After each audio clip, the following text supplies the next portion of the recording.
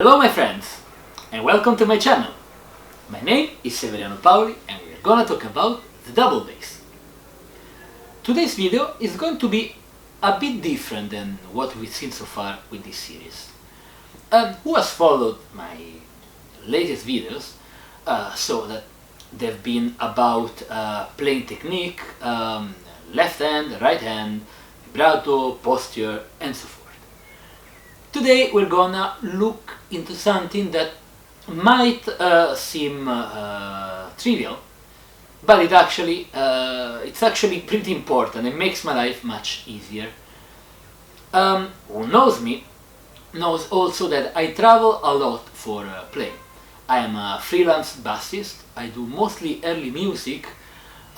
Anyway, I work also with modern ensembles and also with other sorts of music, such as pop music and so forth. I do quite a lot of things, and this lifestyle brings me to travel a lot, to often playing on rental basses, to play on different instruments, or to carry my bass around. And you can imagine, with a lot of traveling, a lot of transport, there's a lot of unforeseen things that can happen.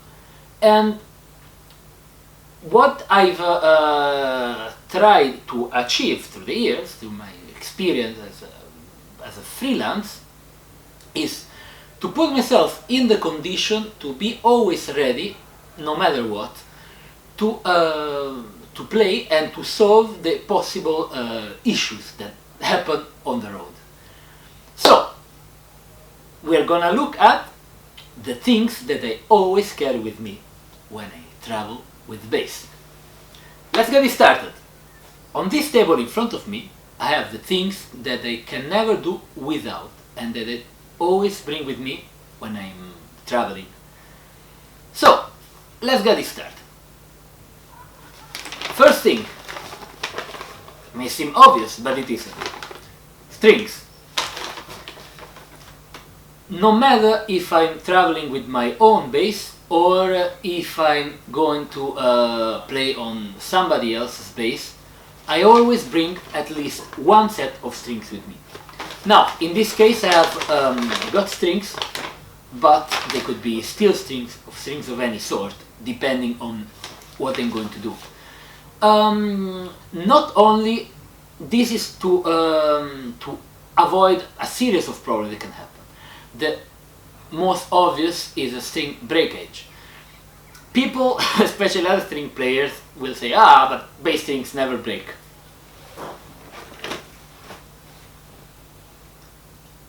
They do. This happened at the, thank God, on the last night of an opera, on the last note. But, you know, that's not really an ideal situation.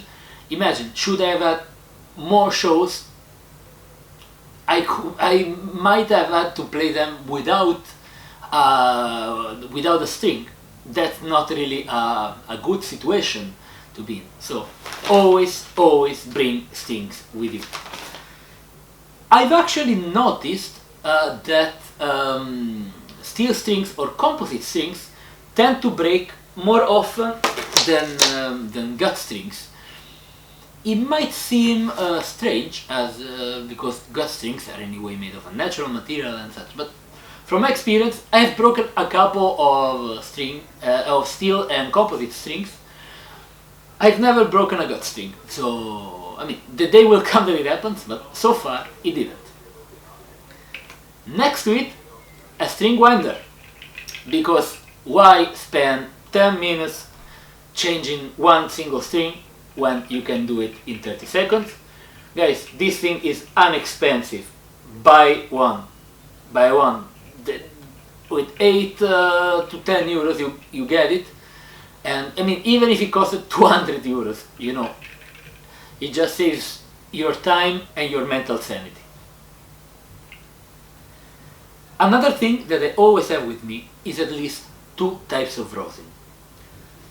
In this case, I have leatherwood, which is my favorite rosin in absolute, and here I have some pops rosin. this is what I'm going to use this summer. This summer I'm going to be on tour with Natalie Stutzman, so with a Baroque ensemble, and I'm going to play mostly with gut strings, and I'm going to play in a modern setup. I'm going to play opera, so with steel strings. These are the two Rosins that I'm going to use. This mostly for the steel, this mostly for the gut, although I don't exclude that I might mix them together. This is way harder than this, so I'm always up for having, how do you say, was up for having more options, you know. Also because the weather changes, especially, I mean, I live in the Netherlands, here the weather changes 12 times a day. So, you know, it might be that it gets rather cold or that it gets extremely hot like it's today. You can't imagine how much I'm sweating. And so having at least two sources of rosin is always good. Now we get to something that musicians, me first, forget to bring all the time. So I really force myself every night before I leave for a tour or for any job to double check. I have a checklist and this is on the top. A pencil or more. Always have one, because pencils got lost. People in orchestras will always take your pencil and not give back. I think pencils and lighters have the pretty much the same destiny. So always bring a pencil with me. It's I mean, and it's useful not only for the obvious reason of writing down things on the part, but also if you rent basses, if you take basses from others, if you don't know them and you have a very short time to get used to them, you know, there's nothing bad in marking the positions. Also, if you need to change a string, it's always good to have some graphite to lubricate the saddles of the bridge and the knot. Now we get to some electronics. A tuner, especially a piezo tuner. This is really fundamental, and guys, buy a good tuner.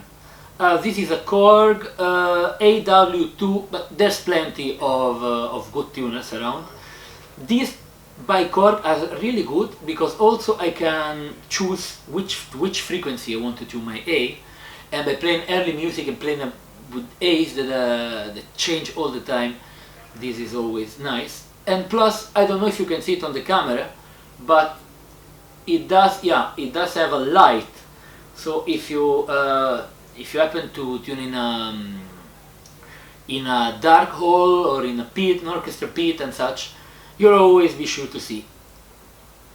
Every bassist knows that when it's time to tune, there's never enough time for us, because it's harder to hear it's more difficult to hear the bass frequencies while you tune. So while violin, we tune like in a minute, it will take us longer, and many times the conductor just wants to start. So with this we are safer.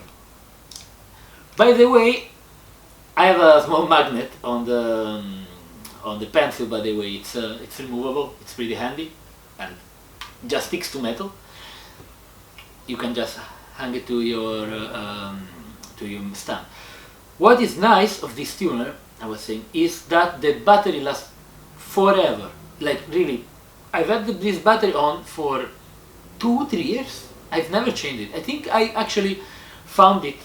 It was a stock battery when I bought this. Another thing that everybody should have, a desk light, like a music stand light. These are fantastic. You just hang them to your desk, and it has a gooseneck, and you can just aim it the way you like it. It has various gradations of light, so of brightness. So I would really suggest everybody to have one. They're inexpensive. They're something like 20 euros. The battery again lasts a lot, and really, why would you get blind while with not being able to see properly when with really little money you can buy this? By the way, something I always have with me, these are open, batteries, because there's very little use to this if the batteries are empty. Another thing, this is a pretty late discovery for me, that I always have with myself, is this product. This is a product by Geva, I'll just tell you it's called. Old Master Bow Hair Cleaner and Conditioner. This thing, guys, is fantastic. It's like a shampoo for the bow hair. So you give a couple of drops of it to the hair. You just how do you say? You just clean it with a cloth, with a soft cloth. You let it dry, and it just removes the rosin that was sticking to your hair. This is particularly good when you have a long tour and your bows stop working, because many times it's not the hair that is old, but it's just dirty, it's just full of rosin, and it starts scratching. So with this you can just clean it and just give new rosin, and the bow and the hair, unless it's really ruined, will get back to work as it should. It saved my life. It made me save money also on rehairing. It costs like 12 euros, I think, and a rehairing costs at least 70, so just make your arithmetics. Last but not the least, a piece of cloth.